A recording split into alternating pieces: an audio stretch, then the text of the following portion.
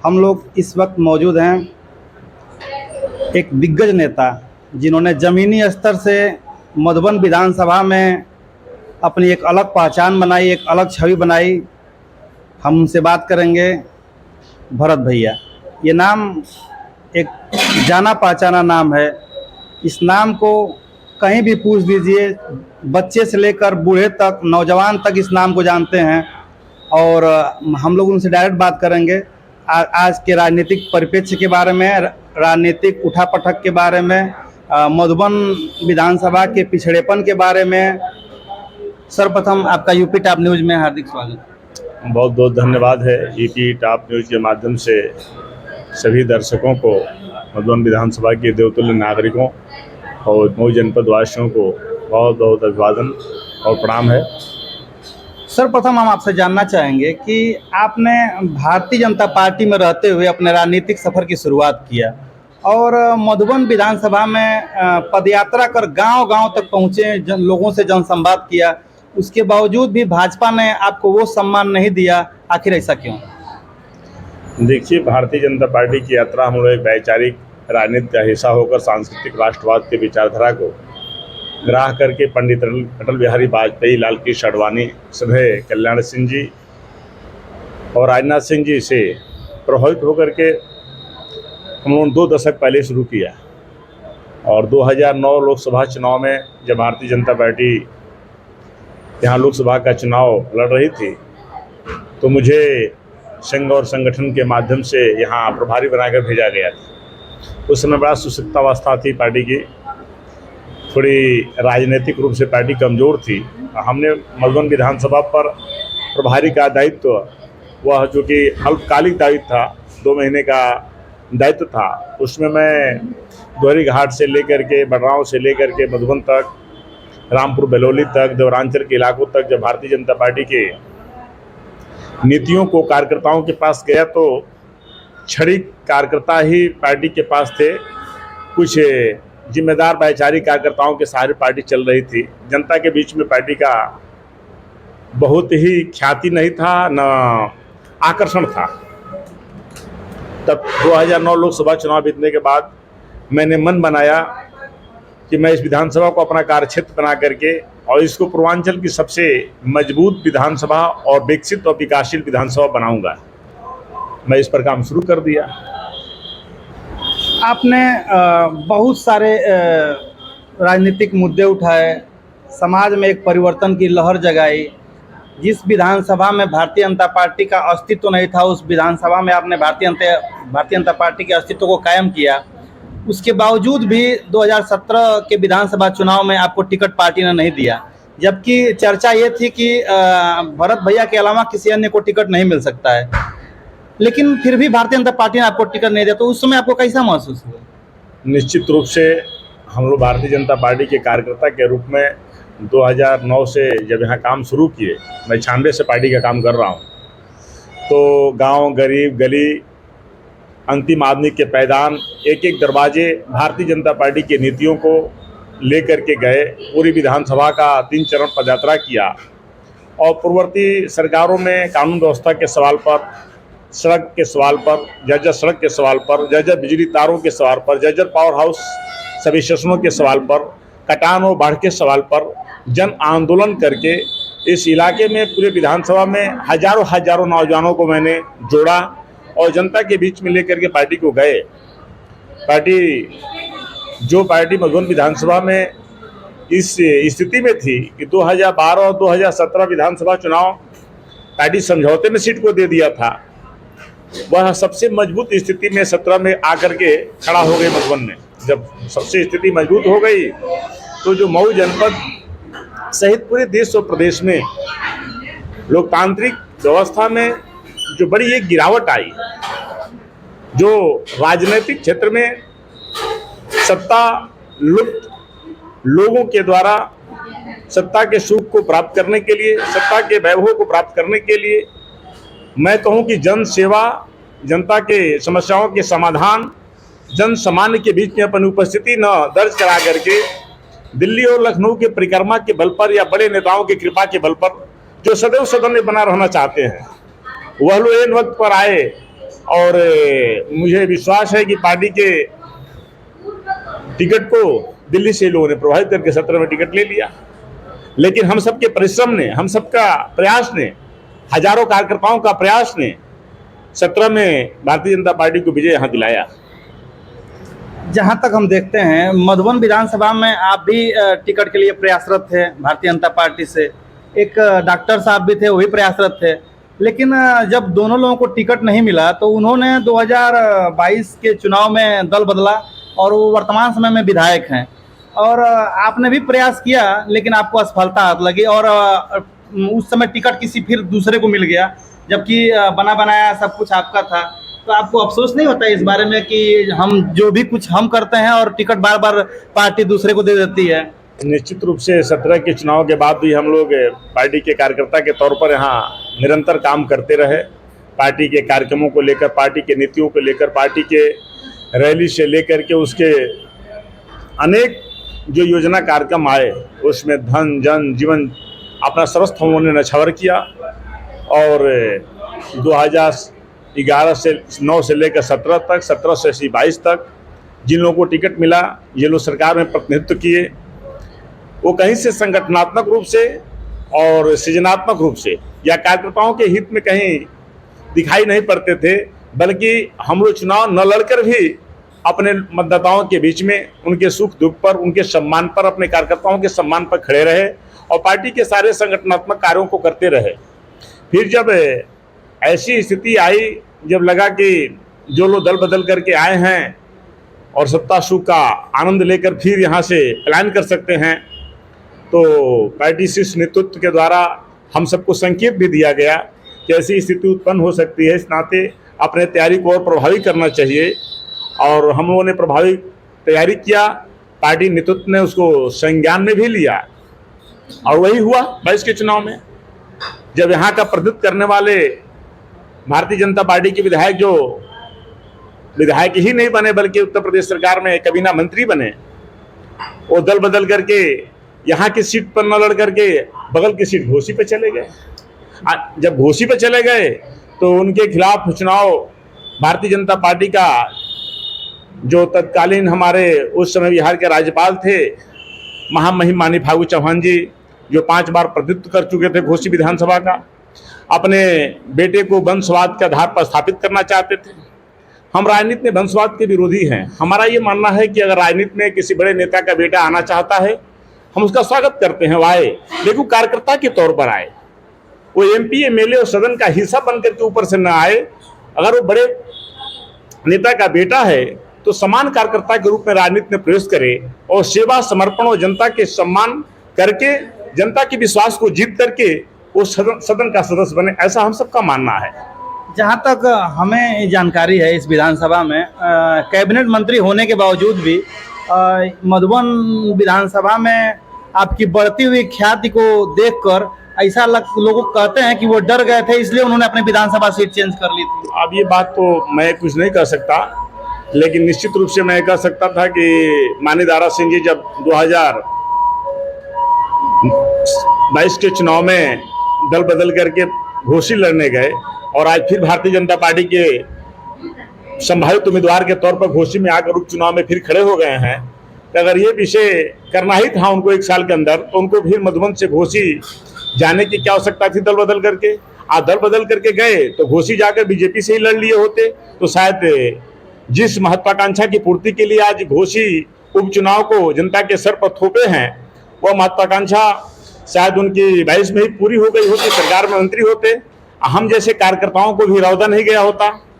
तो निश्चित रूप से हमारा ये मानना है कि 22 के चुनाव में उनके सीट छोड़ के जाने के बाद जनभावना ऐसी थी कि दोहरी घाट सहित पूरे मधुबन विधानसभा की जनता और कार्यकर्ता ऐसा चाहते थे कि हमारे बीच में जो कार्यकर्ता दशकों से त्याग किया है, सेवा किया है, समर्पण किया है, लोगों के सुख दुख अधिकार के लिए जिन्होंने आवाज लगाया है, जिन्होंने माफियाओं के खिलाफ खुले सड़क पर हत्या, जुर्म, डकैती, छिनैती और बलवा के खिलाफ माफियाओं को घुटने के बल टेकने के लिए, कानून के शिकंजों में ले जाने के लिए जिन्होंने आवाज लगाया है, उसको MLA होना चाहिए या भारतीय जनता पार्टी का सिंबल मिलना चाहिए।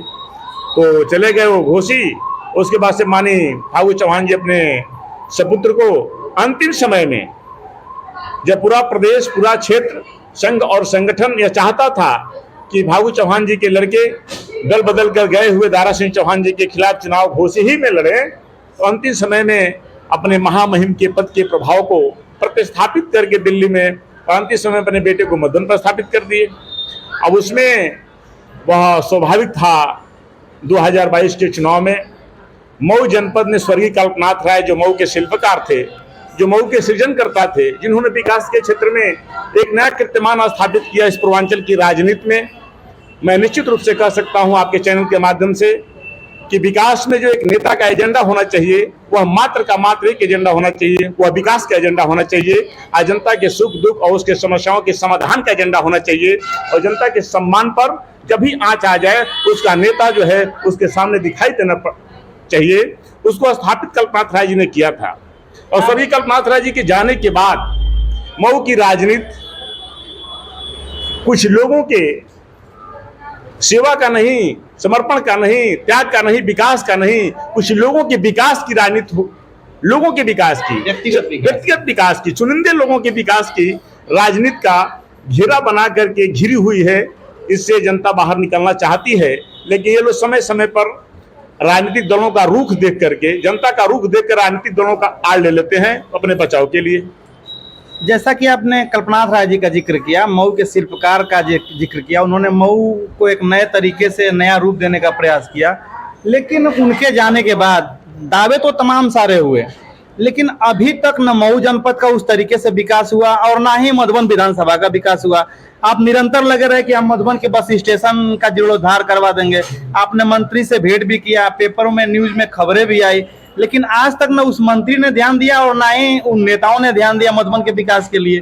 इस बारे में आपका? हम लोग एक राजनीतिक कार्यकर्ता के रूप में अनवरत 15 साल विपक्ष में रहे, 2001-2 से लेकर 2017 के बीच में विपक्ष में रह करके जो एक लोकतंत्र को संचालित करने का, जो लोकतंत्र में जन समस्याओं के समाधान करने का रास्ता है, एक सदन है या एक सड़क पर संघर्ष है।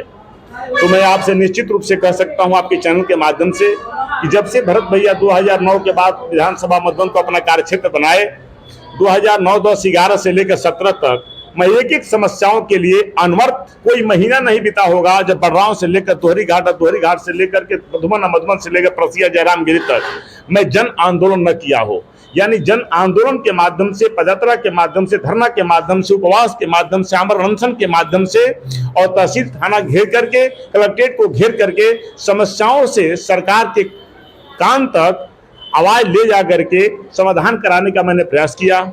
उसके बाद से सरकार अपनी आई 2017 में, तो हम सब सदन के हिस्सा नहीं बन पाए, लेकिन उसके बाद भी अनेक समस्याओं के समाधान कराने के लिए हम लोग तत्पर रहे, चाहे वो भारत माता मंदिर के कटाव का विषय रहा हो, चाहे वो दोहरी घाट में कटाव का विषय रहा हो, चाहे धर्मपुर, बिंदोलिया सहित, सिसवा सहित, खैरा सहित, ये बखरिया सहित अनेक गांव जो घाघरा में विलीन हो रहे हैं। पहली बार रसूलपुर के आगे डॉक्टर महेंद्र सिंह जी जल शक्ति मंत्री थे, हमारे काफ़ी अच्छे शुभेच्छु भी हैं, हमारे बड़े भाई की भूमिका में रहते हैं।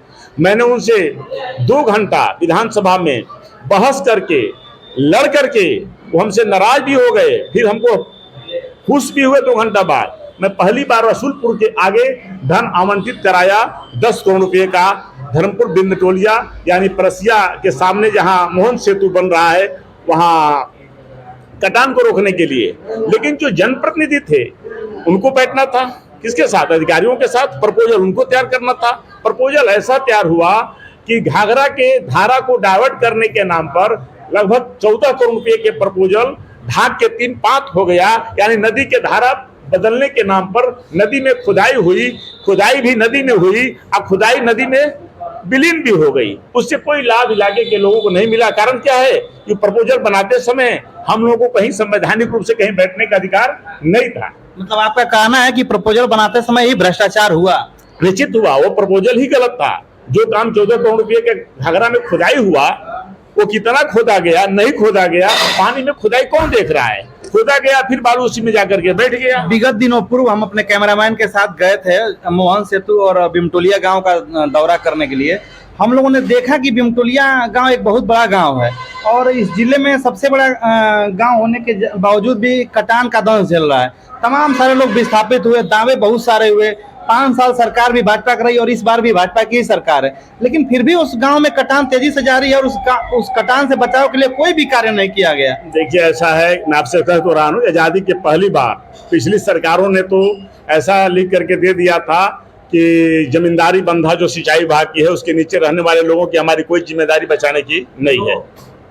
पिछली सरकारों में ऐसा अधिकारियों का रिपोर्ट था, लेकिन उस रिपोर्ट को शिथिल करके हम लोगों ने प्रयास किया जल शक्ति मंत्री जी के माध्यम से, माननीय मुख्यमंत्री जी के माध्यम से, और वहां पर 14 करोड़ रुपया मुक्त हुआ। लेकिन पैसा मुक्त हुआ, प्रोजेक्ट बना, लेकिन वो प्रोजेक्ट सार्थक नहीं था। अब क्या है कि एक बार पैसा आ जाने के बाद, एक बार प्रोजेक्ट बन जाने के बाद, अब अगर लोकल जनप्रतिनिधि, स्थानीय जनप्रतिनिधि अगर प्रयास करें तो अब पैसा आने में कोई दिक्कत नहीं है, क्योंकि एक बार पैसा वहां मुक्त हो चुका है। अब उस प्रोजेक्ट की जगह पर नए प्रोजेक्ट भी आ सकते हैं। धर्मपुर, बिंटोलिया, खैरा, सिसवा, मनमन का पूरा, सारे गांव घाघरा में हजारों एकड़ जमीन कट के विलीन हो रही हैं। लगभग हजारों परिवार वहां से पलायन कर गए हैं। और आप जाकर के कभी भी पूछेंगे वहां कटान पीड़ितों से लेकर बाढ़ पीड़ितों के बीच में, तो मेरा जीवन दशकों से जब भी कोई समस्या आई है, मैं जो भी छोटी सी मेरी हैसियत है, जो छोटी सी एक औकात है, पहचान है, अपने सामान्य किसान का एक बेटा होने के बावजूद भी एक राजनीतिक सामाजिक टीम बना करके जब भी कोई समय आया है तो मैं कटान पीड़ितों के बीच में उनको मदद करने से लेकर के, उनके हक के लिए आवाज लगाने से लेकर के, उनके बीच में नाव पर महीनों दिन चल करके उनके बीच में खाद्यान्न पहुंचाने से लेकर के उनके सुरक्षा के इंतजाम करने की मैं चिंता करता रहता हूं। अब आपकी बात निश्चित रूप से गंभीर है। मैं आपके चैनल के माध्यम से, अगर आपने ये सवाल खड़ा किया है तो ये समस्या बहुत ही गंभीर समस्या है कि आज भी दर्जनों गाँव और हजारों आबादी कटान की आगोश में है। और माननीय जल शक्ति मंत्री जी स्वतंत्र देव सिंह जी, जिनका मैं 2022 चुनाव के पहले लगभग 25,000 लोगों की बड़ी सभा कराया था अल्लाह सरदार वल्लभ भाई पटेल। एक चीज कहना चाहूंगा आपसे, स्वतंत्र देव सिंह की आप बात सुन लीजिए एक मिनट। जी जी जी। माननीय स्वतंत्र देव सिंह जी पूरे पूर्वांचल के बाढ़ प्रभावित क्षेत्रों के दौरा पर थे और मऊ भी आए थे, वो दोहरी घाट भी आए थे। लेकिन माननीय स्वतंत्र देव सिंह जल शक्ति मंत्री, जो आज बहुत बड़ा मंत्रालय हो गया है, उस मंत्रालय के मंत्री के आने के बाद यहाँ का निर्वाचित जनप्रतिनिधि उनको लेकर के, जिलाधिकारी को लेकर के उन दर्जनों गांव का दौरा कराना या निरीक्षण कराना कहीं से भी मुनासिब नहीं समझे। मैं उसी बात पर आ रहा था। जल शक्ति मंत्री इस जिले में आए, वर्तमान विधायक नदारत थे। जब उनसे फोन करके हम लोगों ने पूछा कि आखिर आप जल शक्ति मंत्री के साथ दौरे पर क्यों नहीं है, तो उन्होंने कहा कि मुझे इस बात की जानकारी ही नहीं है। अब देखिए, ऐसा क्या मतभेद है कि एक विधायक और मंत्री के बीच में सामंजस्य नहीं है? ये ऐसा कोई मतभेद नहीं है, ये अपने कर्तव्य और दायित्वों के प्रति अकर्मता है। अकर्मता इसको कहा जाएगा।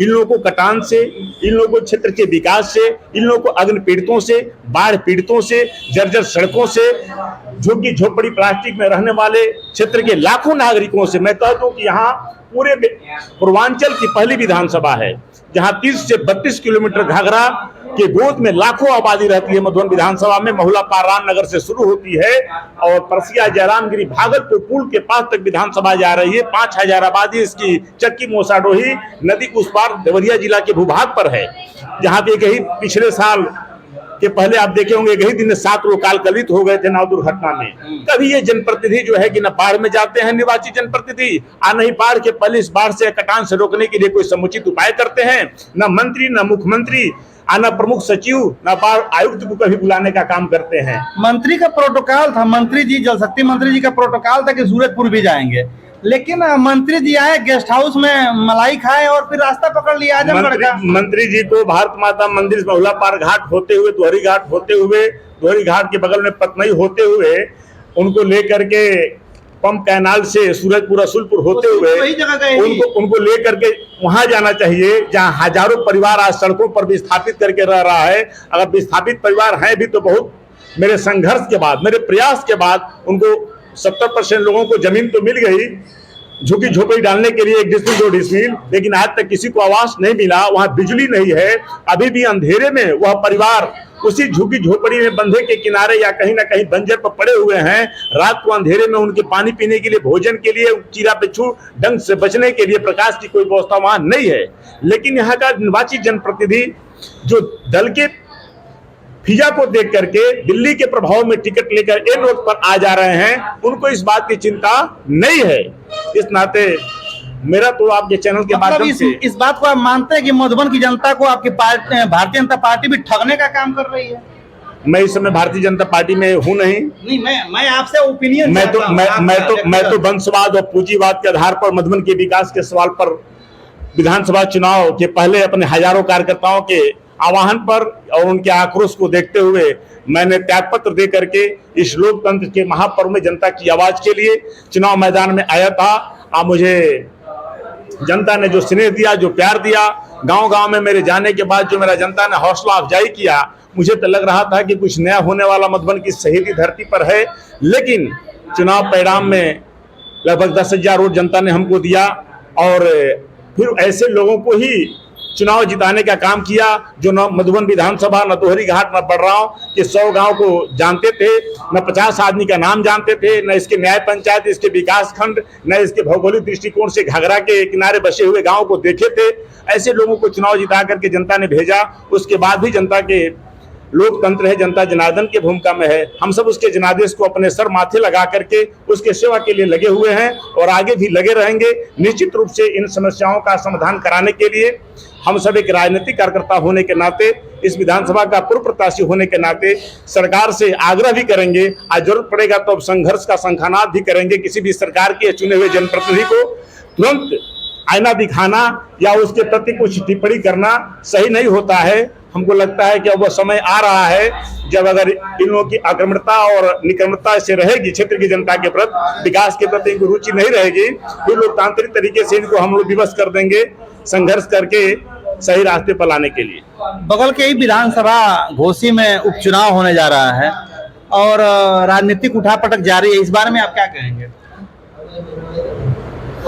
निश्चित रूप से यह चुनाव अपने राजनीतिक लुलुपता और राजनीतिक रूप से भोग विलासिता का जीवन जीने वालों के कारण होने जा रही है। जब किसी भी सीट पर उपचुनाव तब होता है जब वहाँ का निर्वाचित जनप्रतिनिधि किसी बड़े पद पर पदासीन हो जाता है, पदरिक्त होता है, या वह जनप्रतिनिधि हमारे बीच में नहीं होता है तब होता है। लेकिन ऐसे चुनाव तो हम पहली बार देख रहे हैं जब कोई व्यक्ति 5 साल किसी पार्टी में मंत्री पद पर स्थापित होकर के वहाँ की नीतियों से प्रभावित होकर के वहाँ के कार्यकर्ताओं, वहाँ के नेताओं के राजनीतिक भविष्य को रोक करके पद प्राप्त करता हो और फिर दूसरे दल में जाकर के वहाँ के नेताओं का हक रोक करके वहाँ से परिणाम प्राप्त करके विजय प्राप्त करता हो, फिर कौन सी ऐसी स्थिति उत्पन्न हो गई कि 3 महीना से 6 महीने के अंदर में ही इन लोगों का हृदय परिवर्तन हो जा रहा है, इनके विचारों में परिवर्तन हो जा रहा है। यह कौन सा उत्तर प्रदेश, कौन सा भारत बनाना चाहते हैं? इस नाते आपके चैनल के माध्यम से मेरा जो कहना है कि घोसी में जो उपचुनाव हो रहा है वह जनता पर थोपा गया चुनाव है। वह जनता के पसीने, मजदूर, ठेला खमोचे पर काम करने वाले लोग, हमारे कर्मचारी, हमारे किसानों के कर के पैसे का दुरुपयोग है। अब ये घोसी की जनता को फैसला लेना है। अब इस पर घोसी की जनता को ही हम छोड़ते हैं, निर्णय लेती है भाजपा। जो मतलब हम देख रहे हैं कि जो घोसी विधानसभा का चुनाव हो रहा है, क्या भाजपा की मजबूरी है या सत्ता का लालच? भारतीय जनता पार्टी में मैं लंबे समय तक काम किया हूं। आज हम लोग भारतीय जनता पार्टी से बागी होकर के बाहर हैं। निश्चित रूप से मैं भारतीय जनता पार्टी का छोटे से कार्यकर्ता होने के नाते पार्टी के शीर्ष नेतृत्व को हम सब कुछ राय देने की स्थिति में तो नहीं है, लेकिन जरूर आग्रह करना चाहेंगे। राजनीतिक दल है, दलों को जन भावनाओं का, कार्यकर्ताओं का सम्मान करना चाहिए और दल बदल और वंशवाद को रोकना चाहिए। ये भविष्य के लिए ठीक नहीं है। मैं अंतिम सवाल आपसे पूछना चाहूंगा, अंत में आप मधुबन विधानसभा क्षेत्र की जनता सहित पूरे मऊ जनपद वासियों को क्या संदेश देना चाहेंगे? आज आपके चैनल के माध्यम से मधुबन विधानसभा के देवतुल्य जनता अपने नौजवान साथियों को ये मधुबन की शहीदी धरती दोहरी घाट के परशुराम और राम के इस सरजमी को एक एक नौजवानों को संदेश देना चाहते हैं कि आप सभी को इस मऊ जनपद में विकास और लोकतांत्रिक मूल्यों की रक्षा के लिए, मऊ जनपद में राजनीतिक अवेयरनेस के लिए, मऊ जनपद के विकास के लिए, रोजगार के लिए आपको आगे आना होगा। और इसका हम जैसे नौजवान आगाज कर चुके हैं। हजारों नौजवानों के साथ अकेले हम लोग नहीं हैं। हम अपने मित्रों को, अपने भाइयों को, अपने नौजवानों को अपने करवा से जोड़ करके निश्चित रूप से यह संदेश देना चाहते हैं कि आज नहीं तो कल दल बदल की राजनीति, वंशवाद की राजनीति, पूंजीवाद की राजनीति समाप्त करके मऊ में पुनः एक बार मधुबन विधानसभा सहित मऊ जनपद में राजनीतिक वातावरण, लोकतांत्रिक मूल्यों की रक्षा करने वाली राजनीति की स्थापना की जाएगी और इसको पुनः एक विकास के नए आयाम पर स्थापित किया जाएगा। मधुबन विधानसभा आज नहीं तो कल इस पूर्वांचल और प्रदेश की मॉडल विधानसभा बनेगी। ये मेरा संकल्प है। मेरी यात्रा रुकने वाली नहीं है। ये करवा जारी रहेगा और निश्चित रूप से परिणाम हम लोग आगे प्राप्त करेंगे। धन्यवाद। अगले वीडियो में मिलते हैं किसी और के साथ। तब तक के लिए जय हिंद, जय भारत।